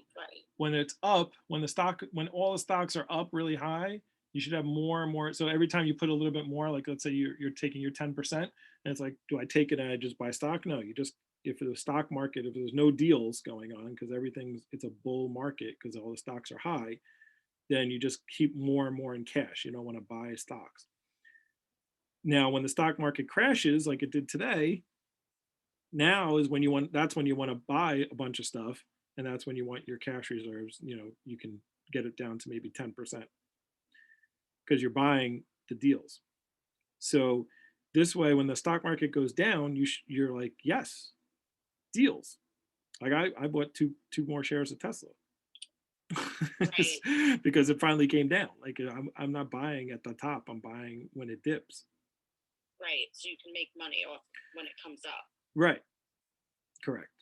But if you don't have any money, so this is what people do. Like, oh, Tesla's been up and up, and they get FOMO, fear of missing out. So they're buying it, and they spend all their money when it's at the top, and then it comes down, and they're like, well, I spent all my money already. I can't buy on the dip, so they're just upset because they're losing their money. They don't have anything in Right. reserve. So, And go ahead. I have a very random question. Go ahead. I'm sorry. What do you mean you're sorry? Go ahead. So I'm sure this is something I'm gonna learn when I watch these videos, when I start doing this. Mhm. But it's just a quick question. Ask Say away. I invested in something tonight. Thank you.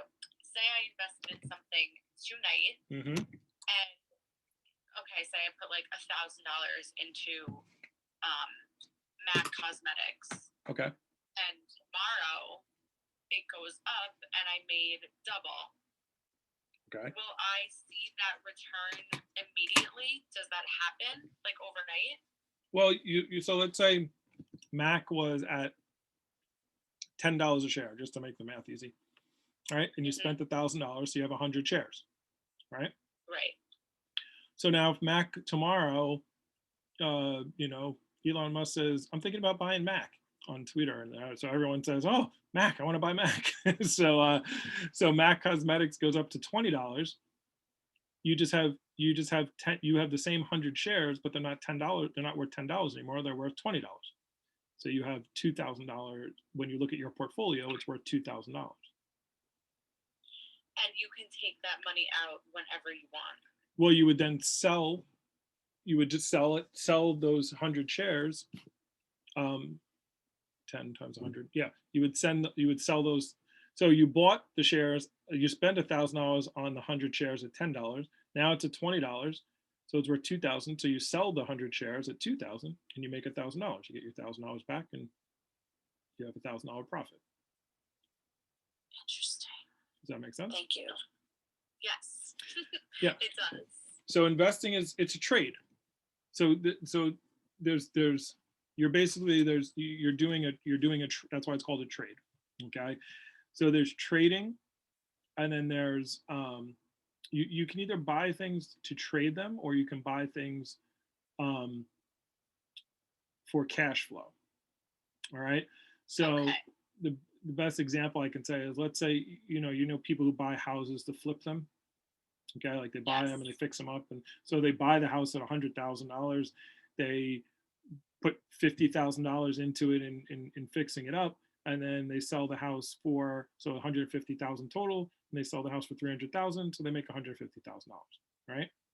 So that's a flip. That's a trade. Okay. Now, the thing with that is now you have $150,000. What are you gonna do with that? You got to go do something else with it, right?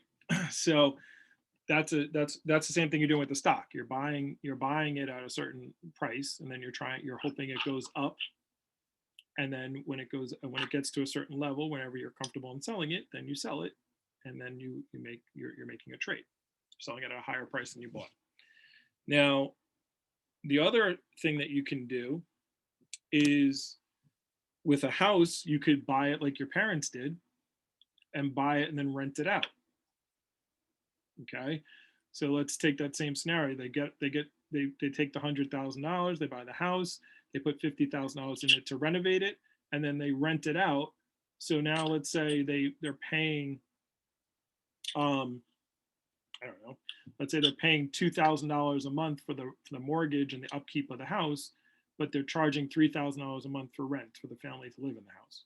So they're making $1,000 a month cash flow. Right. Okay. So that is a true asset. So even though the house was a physical thing, when they sold it, it's done. Now they have money, but this is now cash flow. They have $1,000 worth of cash flow coming every single month. So, and what's happening is, in that scenario, is that so they're getting 3,000, 2,000 is going to pay off the house, is paying down their liability, right? And the other 1,000 is going to their pocket. So they're getting rid of, they're having their renter pay down the liability. Eventually the house will be paid off. So now they're making $3,000 in income, Right. or a passive income. Does that make sense? It does. Okay. It does. Okay. It's just a lot of information, but It it is. does. It is. It is. So, like, there's a strategy. So Robert Kiyosaki talks about this in that book, the Rich Dad Poor Dad book. He's like everyone's played Monopoly, right? So that's how you do it. That they're telling you how to do it. You know, four greenhouses and then a red hotel. He's like, so what he does, or a one person strategy is, one person meaning the strategy I adopted, is I want to buy in the next 10 years, I want to buy, because I want to retire at 45, right? So I want to buy a house a year and rent it out. And at the end of the 10 years, I'm going to sell 5 of the houses, pay the mortgage down on the other 5. And so I don't have that liability. So then I can just live off of the passive income of the homes that are rented out. I understand. That makes But sense? Go ahead. of course it makes sense. That's my dream. it's just taking that first step into the research and figuring it all out. Yeah. Well, here's the Of thing. course. You don't have to do it tomorrow. You just got to take the steps. Yeah. And you have to, and I already know, I don't know anything about real estate investing. I know the basics. I've read about it. I've started, but I know I'm going to make mistakes, because I know I'm going to make that's if you accept that you're going to make mistakes, like I would pay for a real estate investing course, wouldn't I? so you're gonna, you can't be this is why the first thing I tell people is you want to have money put aside. So if you make mistake, you're not making mistakes. You're not taking like your money that you are going to, like, if you lose this money, you're going to not have rent. You're not going to be able to pay rent and pay, and you're going to be out on the street. That's not right. You don't want to be there. You're not risking, like when I said today my portfolio went down, or the last 2 days, like $20,000, but it's not money that it's not like, okay, I can't pay my rent now. Like right. I can't go out, it's money, it's my investing money. Mm-hmm. So it's just a game. Yeah. I mean, not a game, but you could call it a game. I like to think of it as a game, but yeah. It's my money is working for me. And right. and it never goes. So like, all right, so another story from the Rich Dad book is like, he's like I'm really into cars. He's like, most people, they think, oh, you just got to cut up your credit cards, live below your means. He's like, you do that at first. He's like, but I don't want to. Do you think rich people, that's the way they, he's like, you cannot save yourself. You can't save money to wealth. It's not going to work. Like you can't cut your expenses so much and live frugally enough that you're going to become rich. Right. Like you have, like there has to be a risk. You're right. You have to grow your money. Your money has to work for you. So he talks about, he's like, so for example, he's like, I like really nice cars. It's like, that's one of the things I really like.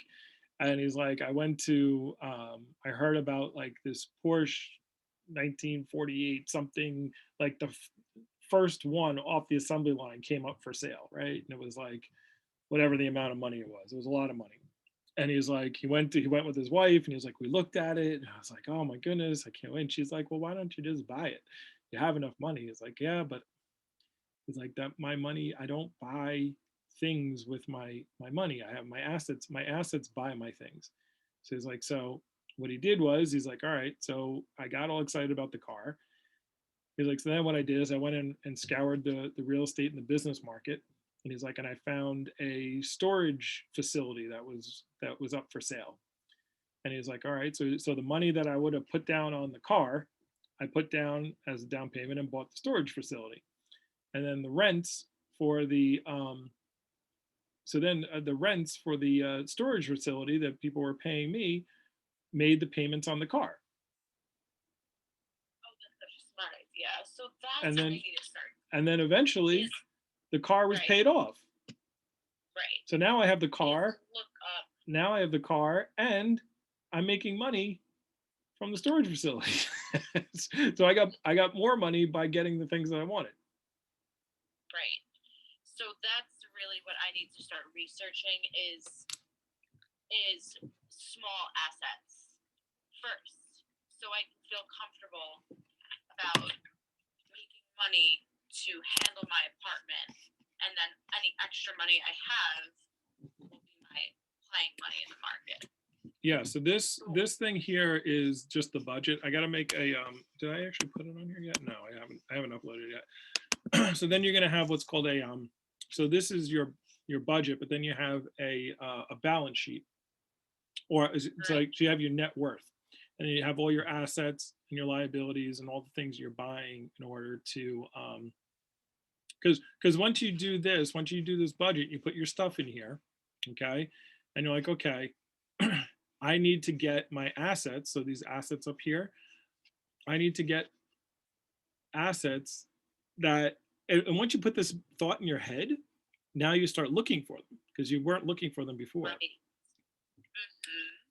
So it's like, okay, well, how can I get something that's going to pay me, that my money is going to pay me every single month? What can I buy? What can I look for? So like in stocks, for example, I talked about the trade. So the other thing you can do in stocks is you can buy what's called a dividend stock. So certain companies, so for example, Walgreens, okay? Walgreens isn't going out of business anytime soon, right? So and they're not going to go like they're not like a Tesla, they're not like a tech stock where it's going to like, or like Disney, for example. Also, they're not going to go like up a lot. They're pretty established companies, right? So what these companies do is they want their shareholders, they don't want people to sell their stock, right? So what they do is when they have revenue, they pay some of the revenue to their shareholders, and what they pay the shareholders is called a dividend. All right. So I have Walgreens, for example. So Walgreens pays every quarter right now, they pay 40 cents per share. So every 3 months they pay everybody that has shares in Walgreens, they pay them 40 cents for every share they have. Okay. So there's certain people that will, that just do dividend investing. So they just keep buying shares of Walgreens and keep they keep adding and adding to that. And then when they get their dividend check, they stick the dividend check in their whatchamacallit, in their little in their budget here, and then part of that money goes back into buying more. That 10% of that money goes back into buying more dividends. So their dividends are buying them dividends, and they keep doing that eventually to the point where now I just got to hold the stock, and every 3 months I'm going to get enough money to pay my bills.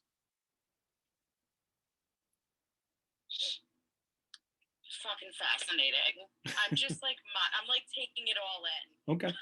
I know I'm dropping I'm dropping a lot on you at one time. So but that's it's just another asset class. So some people they buy stocks to trade, just like the houses. That's why I said, so some people are buying to raise the value and then sell it. That's a trade. Or some people are buying to get passive income, to have an asset that to have their money continually work for them. And then what some people do is what I'm doing is I'm doing trades so I can have enough money to then buy the asset ones. Like right now I'm trying to make enough money in Tesla and whatever so I can sell it and then go and buy the house. House number one. Right.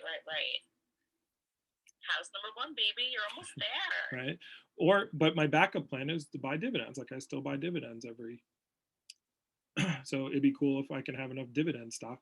But I'm also building a business. Like I have. Like, wait, do you have a brokerage that you use? What do you mean? Like, if you were going to buy Mac stock tomorrow, how would you do that? I don't even have anything on the stock market. I don't even have an account. Gotcha. So on the first page of the website there, you'll see that there's Webull and there's Robinhood. Those are two brokerage. So when you're buying stocks, you have to buy through a brokerage. That's what that's called, right? So like TD Fidelity, Robinhood, Webull, these are brokerages, all right? So if you do that now, and each one has different things you can do with it. Like you have to have a couple of different brokerage. Like I have 4. So I have Webull, I have Robinhood, I have E-Trade, and I use Cash App. You can buy stocks on Cash App as well. Like some, for example, you can sell Bitcoin. You can't buy Bitcoin. Some companies you can't buy certain stocks. Like in Robinhood, you can't buy like penny stocks that are under $1 or so. If you use my code there, like for Webull, if you end up doing that, you get 4 free stock. Well, you get 2 stocks for signing up, and then if you put $100 into the account, they give you another 2 free stocks, like random stocks. I'm actually from a lot of my friends use Robinhood. Okay, you can do Robinhood too. Yeah, so I use both of them. I'm familiar with that, but I'm like taking it all in. Like, and now I see like the pros and cons, and I just have a lot of fucking research to do now, honey. I gotcha. But you're gonna need eventually you're gonna need a brokerage no matter what. So just if you do that through my referral link, you get some free stocks. Right. Whenever you're ready. I'm not saying do it tomorrow. I'm just telling you where it is. Thank you. No, I know. I have to like let all of this marinate. I know. I'm throwing a lot at you. I'm like giving you like. No, it's okay. The master class in like one. Like everything. Like here's the culmination of 6 books in an hour. It's okay. Enjoy it. You know I can handle it. You know I can handle it. But I do have to go. I feel bad. I have to go. No, it's fine. It's soon. An hour's good. We don't have anybody. This was excellent. We got no ditties. And all right, honey. I feel like I appreciate all of this. Well, we got to do this. I wasn't aware you had a website like this. Actually, I was, but I haven't been on it, so this is helpful. So I'm gonna be putting this. This will probably be one of the YouTube videos. So can you plug your the site that you do and what you do again? Absolutely, it's fullbodybabes.com. FULLBODYBABES.com. And I hold live fitness classes. We hit dance. We hit full body classes, boot camps, yoga, meditation. All about raising the vibe, girl. That's it. Hold on, I'm putting it up on my screen just so. Oh, thank you. Make sure I'm seeing it correct. Yes, hey girl, there you are. Oh, look how cute she is too. Why would you not want to learn from this girl? Oh my goodness, you're the best. All right, so yeah, oh cool. So so should we do this again soon? Absolutely, we should do this again. Okay. Well, Tuesday worked for me. You want to just set up a Tuesday talk? We'll do it for an hour. Yeah, we'll do a Tuesday talk, and it'll be, if you're cool with this, my journey from beginning to end. Yeah, I'm good with that. We can start doing your next week. I'll give you the. So what you want to do is I'll give you an assignment for next week. You don't have to show it, but you want to fill out this the budget. Okay. I can do that. You could do that? I can absolutely do that. Yeah, it's not hard. You don't even have to fill out like the months or anything like that. Just you just put your assets in, your paycheck, whatever you obviously you don't have paychecks. Well, I mean you have one paycheck, but that's why I even have other income. Like you can subtract these. I mean, just delete them and then type in what you got. And you can just, if you're going to add columns, if you need to add something, like just go from the middle, because then it'll still, anyway, whatever, you'll figure it out. And if you get stuck, just go on the, I have a video showing like the technical stuff of the Excel. So I don't know. And then I know how to work Excel. all My right. mom was an accountant. She taught me young. Beautiful. Beautiful, beautiful. And Yes. then we'll start working on some goals. And I'll it's good because it's gonna make me think this whole thing out because I'm putting together a book. One of the people on Stereo is helping me with like a book on like how to start to get somewhere. So it's good I'm doing this and putting my ideas and concepts and what to teach first, second, third, that kind of stuff. So you could be my my study case. Yes, guinea pig. Yes. All right, Chica. I appreciate you so much. Thank you for all the info, and I'm looking forward to next week. All right. All righty. Well, you sweat it off, sweat it on, whatever it is you. We make sweat sexy. Sweat, sexy sweat. I like it. Yes, we make sweat sexy. That's what we do. All righty. I'm going to. I'll send you an invite on for the Stereo for next week. I'll set it up now. Thank you so much, All my right. love. I will talk to you soon. Yes, and tomorrow's gonna be a better day. Oh, maybe. It always. Yeah. Definitely. Yeah. Sure. Oh, it wasn't a bad day. It's just money. It's just money. Money comes, money goes. Isn't that the motherfucking truth? That's crazy. Sometimes you're the windshield. Sometimes you're the bug. Oh God, that's so true. All right, man. Have a great evening. I will talk to you soon enough. You too. All right. You too, baby. Get rest tonight. Love you. All right. Bye-bye.